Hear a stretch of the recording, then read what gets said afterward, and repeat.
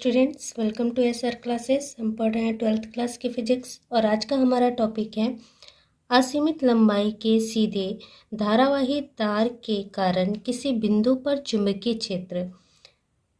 जो क्वेश्चन आते हैं बोर्ड में वो क्वेश्चन इस तरीके से रहते हैं। बायो-सेवर्ट नियम का उपयोग करते हुए असीमित लंबाई के धारावाही सीधे तार के कारण किसी बिंदु पर चुंबकीय क्षेत्र हेतु व्यंजक व्युत्पन्न कीजिए।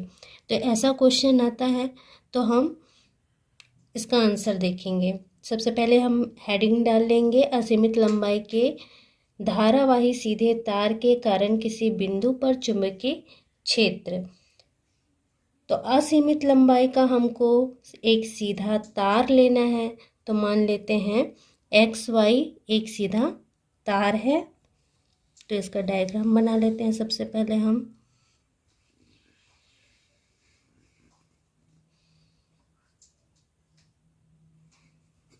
XY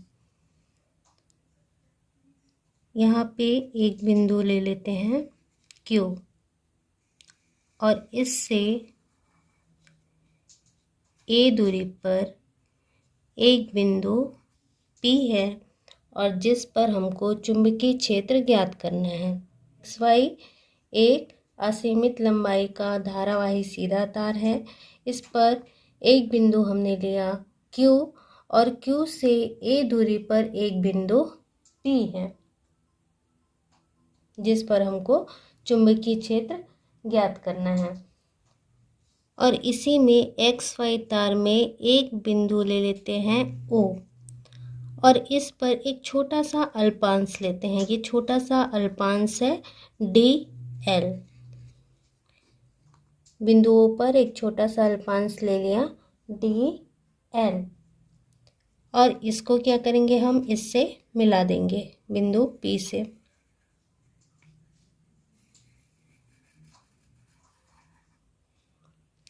ये वाला एंगल जो है उसको मान लेते हैं थीटा एंगल और ये वाला जो एंगल होगा उसे मान लेते हैं फाई एंगल। अब हम X और Y दोनों को P से मिला देते हैं।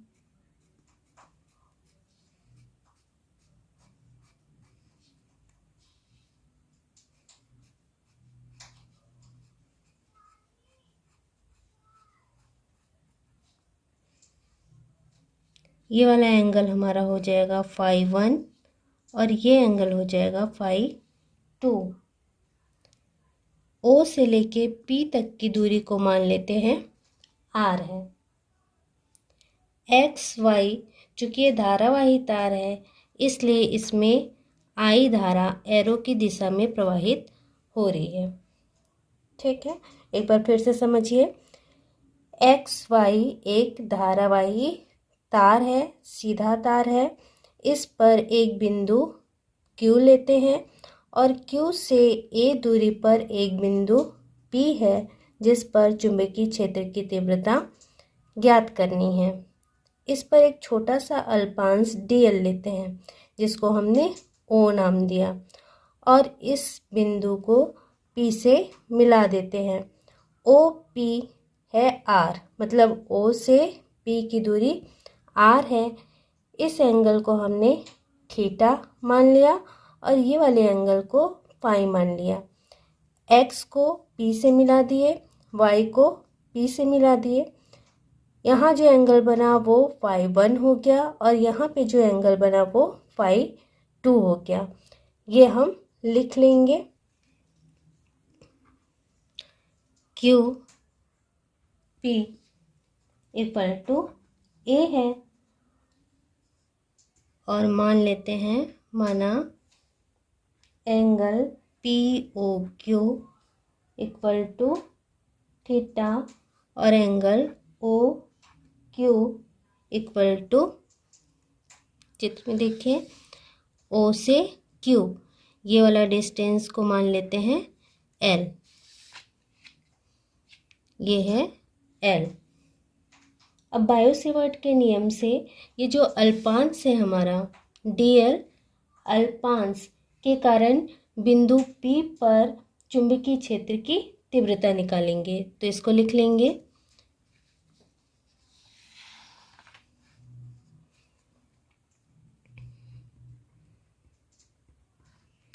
बायो-सेवर्ट के नियम से अल्पांश के कारण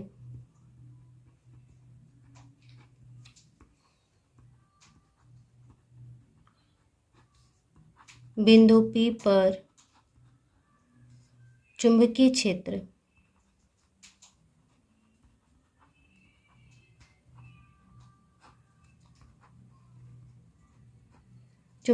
या चुंबकीय क्षेत्र की तीव्रता।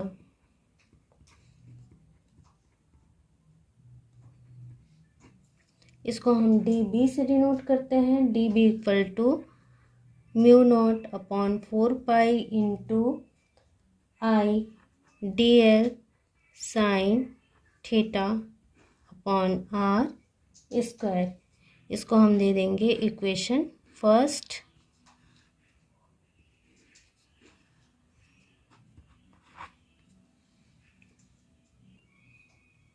अब लिखेंगे माना angle OPQ equal to phi, जैसा कि डायग्राम में हम लोग बनाए हैं। OPQ फाई एंगल है, तो उसे हम OPQ फाई लिख लेंगे। तब समकोण त्रिभुज OQP में, अब देखिए ये समकोण त्रिभुज है OQP,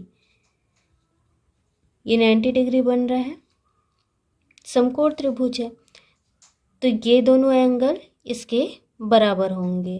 तो इसको हम लिख लेते हैं।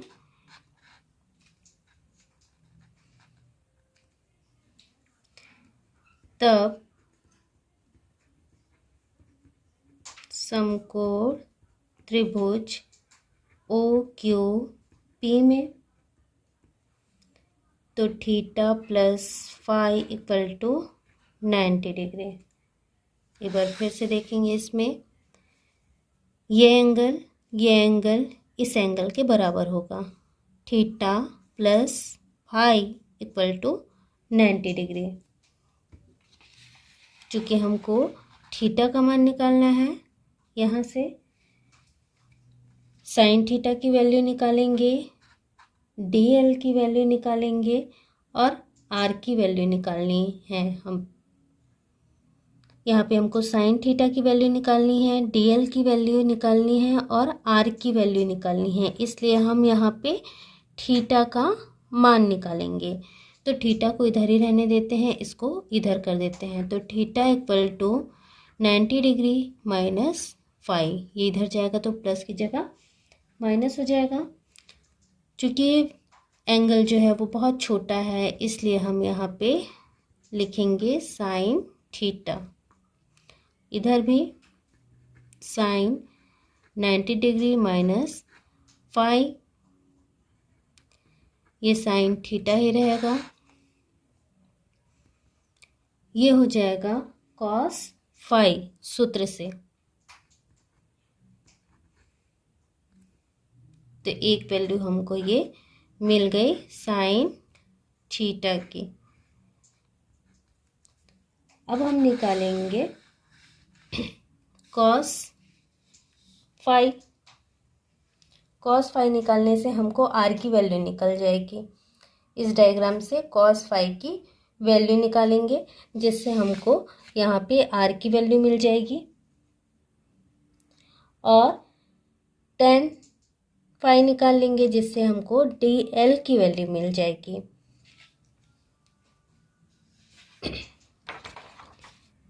कॉस फाई इक्वल टू होता है आधार बटे कर्ण, और आधार बटे कर्ण क्या हो जाएगा, यहाँ पे हमारा आधार ये हो जाएगा और कर्ण ये वाला हो जाएगा। तो A upon R, A upon R, R की वैल्यू निकाल लेते हैं हम यहाँ से।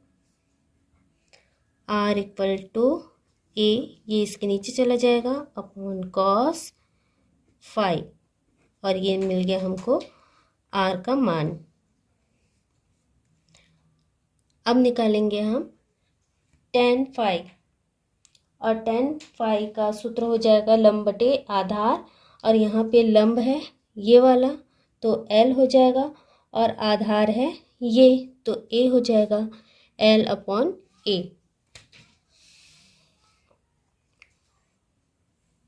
तथा टेन फाई इक्वल टू लंब बटे आधार, और लंब था हमारा एल और आधार था ए, एल अपॉन ए। यहाँ से एल की वैल्यू निकाल लीजिए, एल इक्वल टू ए, इधर चला जाएगा इंटू हो जाएगा ए टेन फाई। अब हम क्या करेंगे, दोनों पक्षों में अवकलन ले लेंगे, तो लिख लेते हैं दोनों पक्षों में अवकलन करने पर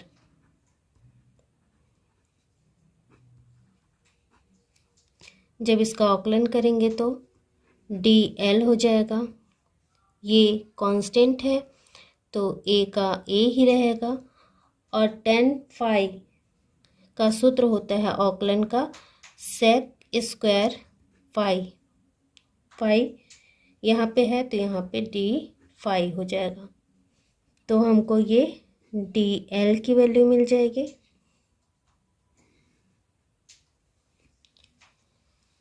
अब हमको मिल गया डी एल का मान, आर का मान और साइन थीटा का मान। समीकरण 1 में रख देते हैं, तो इधर लिखिएगा समीकरण 1 में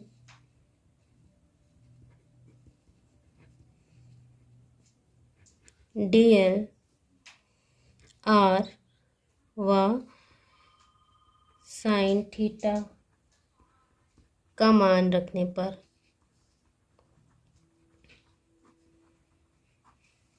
समीकरण 1 देखिए, ये हमारा समीकरण 1 था। समीकरण 1 में हम यहाँ पे वैल्यू रख देते हैं, डी एल साइन थीटा और आर की जगह इसकी वैल्यू रख देते हैं,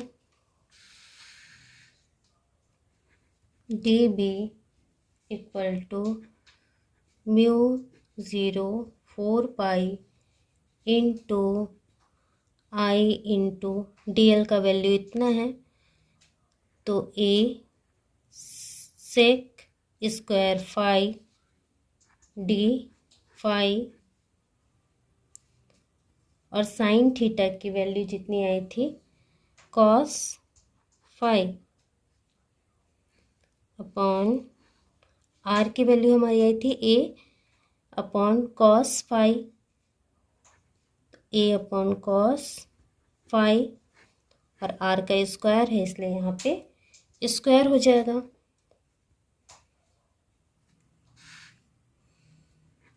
d B equal to mu 0 upon 4 pi into I A square sec square phi cos phi D phi upon, यहाँ इसको स्क्वायर से होल स्क्वायर से बाहर निकालेंगे तो ए स्क्वायर 1 अपॉन कॉस का हो जाएगा सेक, तो यहाँ पे लिखेंगे सेक स्क्वायर फाई, ये कैंसिल, ए स्क्वायर कैंसिल, अब जो रह गया उसको लिख लेते हैं,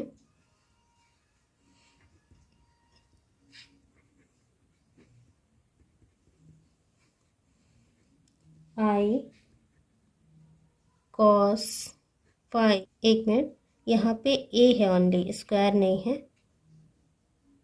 तो ए कैंसिल हो जाएगा, और यहाँ पे स्क्वायर है इसलिए एक ए बचेगा, स्क्वायर वाला कैंसिल हो जाएगा, तो आई अपॉन ए होगा यहाँ पे, डी फाई। इसको हम दे देंगे equation number 2।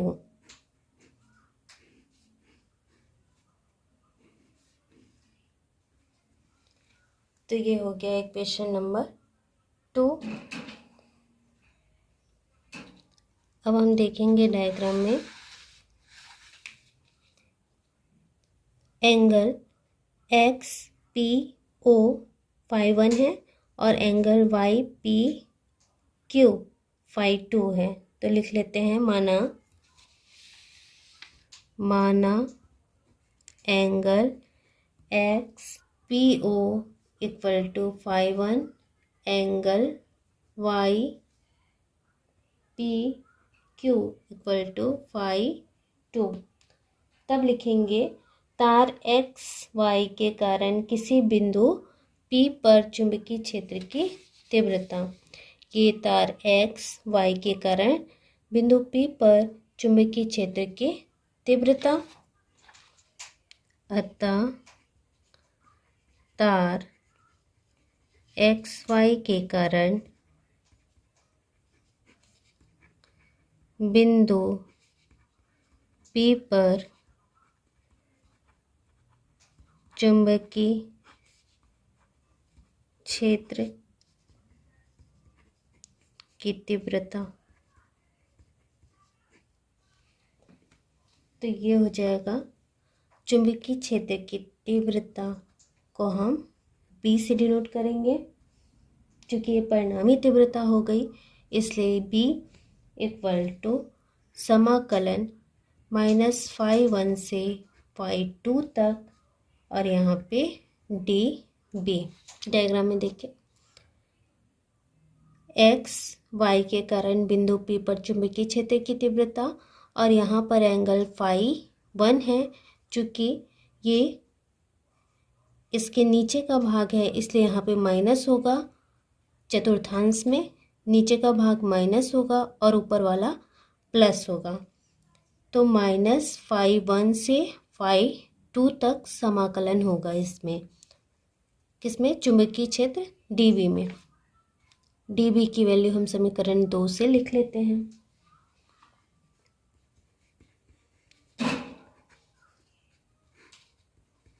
φ1 to φ2 mu 0/4 pi into I/A cos phi D phi. अब जो कांस्टेंट है उसको बाहर निकाल लेते हैं, बाकी समाकलन के साथ अंदर। तो μ0/4 पाई इंटू I/A समाकलन φ1 to φ2 cos phi D phi. अब इसको समाकलन करेंगे हम। तो समाकलन करने पर cos फाई का समाकलन होता है sin फाई। लिख लेते हैं, ये सेम हो जाएगा, cos फाई की जगह sin फाई और ब्रैकेट में -φ1 से φ2 तक। अब उसके आगे B equal to μ0/4 pi into I/A sin φ2 minus sin -φ1। ये हो गया। अब इसका सूत्र होता है कि माइनस में है तो प्लस में हो जाएगा यहाँ पे।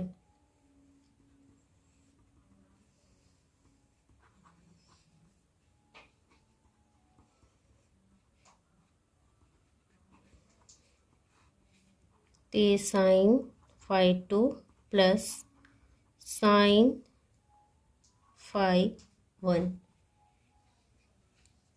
इसको हम दे देंगे इक्वेशन नंबर 3। ये जो है वो सीमित लंबाई के लिए है। सीमित लंबाई कि यदि धारावाही तार हैं तो P पर चुंबकीय क्षेत्र की तीव्रता है, और हमको निकालना है असीमित लंबाई का तार के लिए किसी बिंदु पर चुंबकीय क्षेत्र की तीव्रता। तो उस कंडीशन में φ1 इक्वल टू लेंगे पाई अपॉन 2।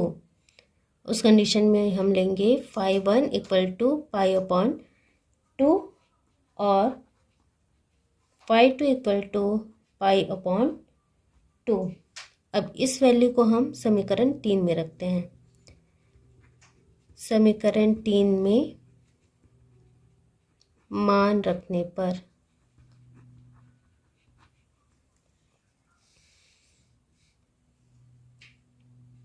तो B equal to μ0/4 pi into I upon a, और यहाँ पे वैल्यू रख दीजिए sin π/2 प्लस sin π/2, और sin π/2 की वैल्यू होती है 1। तो हम रख लेंगे, इसकी वैल्यू हो जाएगी 1 और इसकी वैल्यू भी हो जाएगी 1।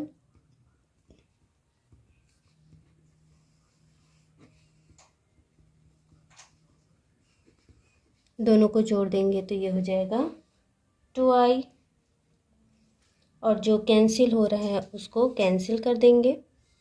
तो यहाँ से 2 और 4 कैंसिल है, μ0 I 2 पाई ए, और ये इक्वेशन नंबर 4, और यही है हमारा अभिष्ट समीकरण। तो ये हमारा अभिष्ट व्यंजक ज्ञात हो गया। ये क्वेश्चन एग्ज़ाम के लिए बहुत इम्पोर्टेंट है। ये है हमारा क्वेश्चन, इसको आप अच्छे से तैयारी कर लीजिएगा। बायो सेवर्ट नियम का उपयोग करते हुए असीमित लंबाई के धारावाही सीधे तार के कारण किसी बिंदु पर चुंबकीय क्षेत्र हेतु व्यंजक व्युत्पन्न कीजिए। ये क्वेश्चन एग्ज़ाम में आते हैं 5 मार्क्स के, तो इसकी तैयारी आप अच्छे से करिएगा। और यदि हमारा वीडियो अच्छा लगा तो लाइक करिएगा, सब्सक्राइब करिएगा।